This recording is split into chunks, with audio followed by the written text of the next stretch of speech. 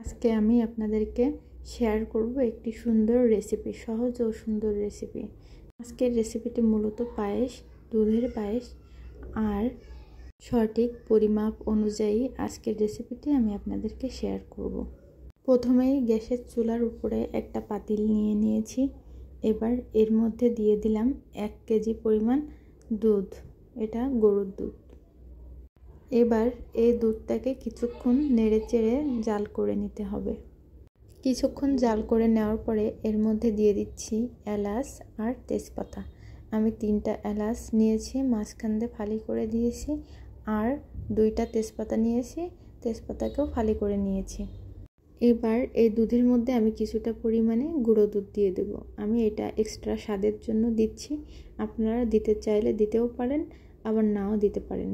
আমি গুঁড়া দুধটাকে তরল করার জন্য নিয়ে নিচ্ছি গরম করা এই দুধ। তারপরে গুঁড়া দুধটাকে তরল করে নিয়ে এই দুধের ভিতরে মিশিয়ে দিচ্ছি। আবারও খুব ভালো করে দুধটাকে নেড়েচেড়ে দিলাম। তারপরে এর মধ্যে দিয়ে দিলাম বেশ কয়েকটা পরিমাণ পেস্তা বাদাম, বেশ কয়েকটা পরিমাণ চীনা বাদাম, আর বেশ কয়েকটা পরিমাণ কিচমিচ দিয়ে দুধের সঙ্গে আবারও কিছু সময় মিশিয়ে নেব। মিশিয়ে কিছু সময় জাল করে নেব।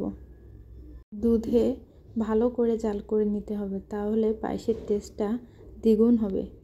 দুধে পর্যাপ্ত পরিমাণে জাল হয়ে যাওয়ার পরে এর মধ্যে আমি চাউল অ্যাড করব। আমি পায়েস রান্না করার জন্য ব্যবহার করছি চিনি গুঁড়া চাল বা ছোটো যে চাল আছে ওইটা। 1 কেজি দুধের জন্য সঠিক পরিমাপ হলো 50 গ্রাম চাউল। চাইলে একটু বেশি দেওয়া যায়, তবে 50 গ্রাম দিলে পারফেক্ট হয়। চাউল দিয়ে দিয়েছি। এবার আমি দিয়ে দেব কিছুটা পরিমাণে লবণ। লবণটা দেওয়ার পরে আবারও কিছুক্ষণ ভালো করে নেড়েচেড়ে মিশিয়ে নেব। এবার পায়েসটা রান্না করার জন্য কিছুক্ষণ অপেক্ষা করব। আর অবশ্যই খেয়াল করতে হবে যে পায়েসে চিনি কিন্তু চাল দেওয়ার পরে দিতে হবে, না হলে চালটা ফুটতে দেরি হবে। চাউলটা বেশ কিছুটা পরিমাণে ফুটে উঠলে তারপরে চিনিটা দিতে হবে। আমি 500 গ্রাম চাউলের জন্য 100 গ্রাম চিনি ব্যবহার করছি।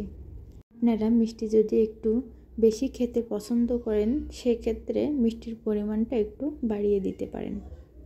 চিনিটা দেওয়ার পরে আরও কিছুক্ষণ দুধের সঙ্গে জাল করে নিতে হবে এবং ভালো করে নেড়েচেড়ে দিতে হবে যেন তলায় লেগে না যায়।